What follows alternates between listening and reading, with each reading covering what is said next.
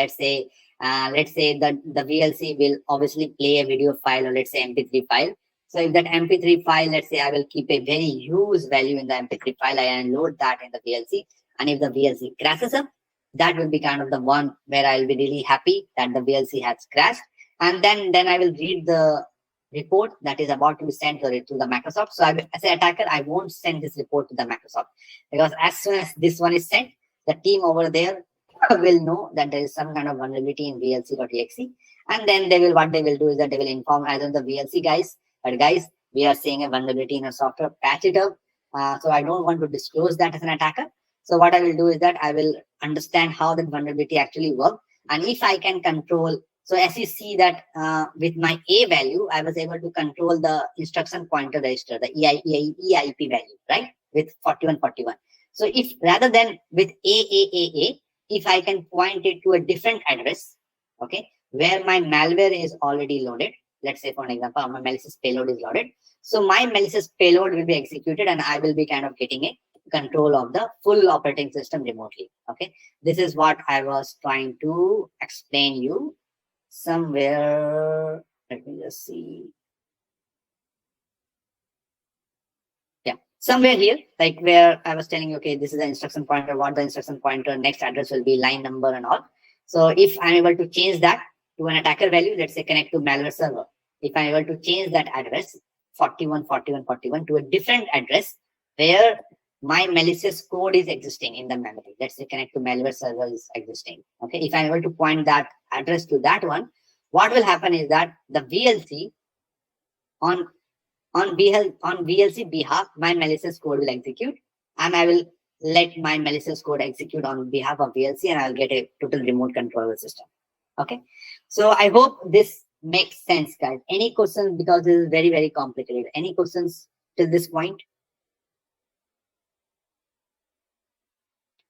Okay, so I assume like you guys are able to understand at this point that the whole objective is to, since I know that now I can control the EIP register value with the data that I have sent out, I will be kind of getting a control. I will be kind of setting some kind of a control so that this address points to my malicious payload and I get a control over there. Okay, so now what we will do is that, and guys, again, the thing is that in pen testing or in vulnerability pen testing environment, you will never encounter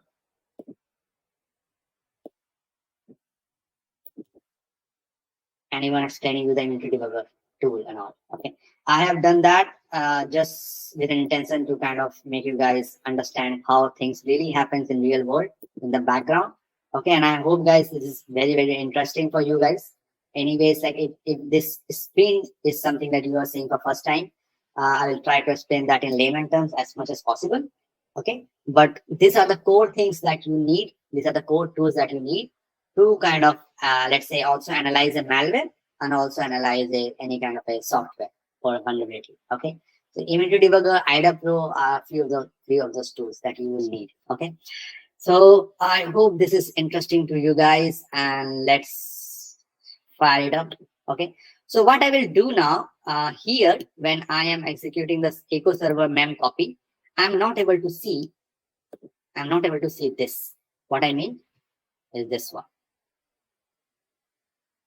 one over here, how that software is loaded in the memory, how the stack memory look like, how the heap memory look like, or the sections of that memory. I'm not able to look that if I am just executing this echo server mem copy.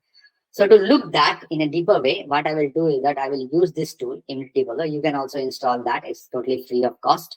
So you just fire this up, you execute that. And over here, what I will do is that I will click on open, I'll click on file, and there are two options, open and attach. Attach is something where you can kind of, let's say you are running, already a software is running, you can attach that process to this Immunity Debugger, and then you can debug that software. You can look at the register values. You can look at the register value of that software, like what all register values are currently existing in the CPU. You can look at that. You can also look at like how the stack memory or data sections are kind of proceeded for that attacker, for that software. So in the file, rather than attach, this time I'll click on open. Okay, because software is not running, I want to run it from full. And in the open, I will click on echo server mem copy. Okay. And then I will click on open. So once that's done, you see that code is actually know that everything that is in the computer only understand binary. So that exe file is all about binary. So what the immunity debugger is doing for me is actually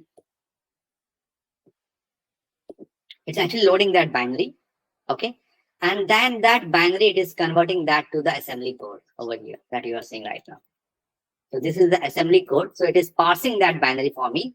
So in similar way, how you have seen that WireShark actually captures the packet in binary format and parses that for us.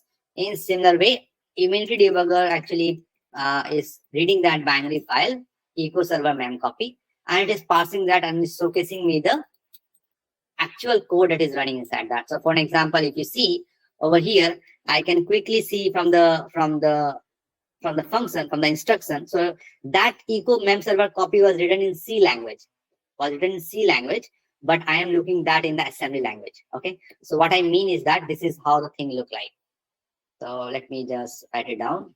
So you can write a software in, let's say, Java, you can write it in C, you can write it in Python. Okay. So at the end, no matter what kind of code you pick to write the software, everything will be, let's say, at some point of end will be converted to assembly language. Okay. So no matter what code you pick up, okay, at the end, everything will be assembly language. Okay. And this assembly language is the nearest language that will be to the binary. Okay. To the binary like 1010, for example. So every language, either Java, C, or Python, is all at some end will end up being an assembly language internally. Okay. So if as an attacker or as a security analyst, if you are able to understand assembly language, you can understand any of the code, any of the software, any of the malware that is written in any of the language. So let's say you are dealing with a malware, let's say for example, which is written in C language, or let's say you are dealing with a malware which is written in Java language. So you don't need to worry about reading, understanding all the Java code or all the C code. If you are just understanding assembly level code, you are done. You don't need to worry about what all other things are. These are all just packages. At the end, everything is like assembly. Okay. So if you're knowing this, you don't need to know all this thing.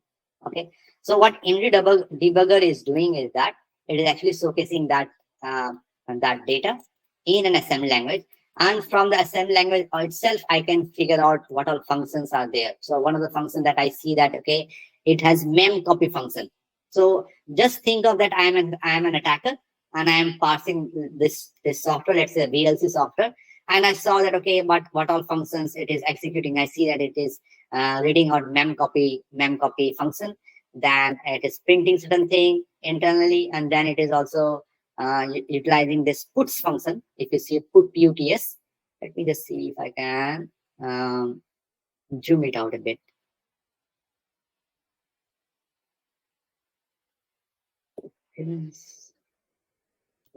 Font.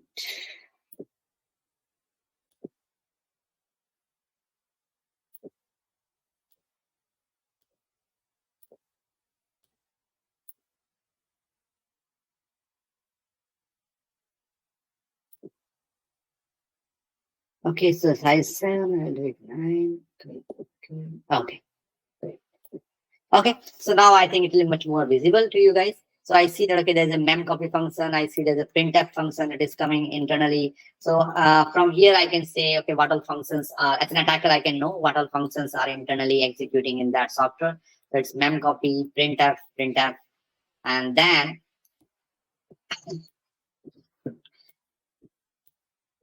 so guys, I'm taking it a little bit slow, just because I only need to kind of worry about the square techniques. So I'm not hurrying in this part.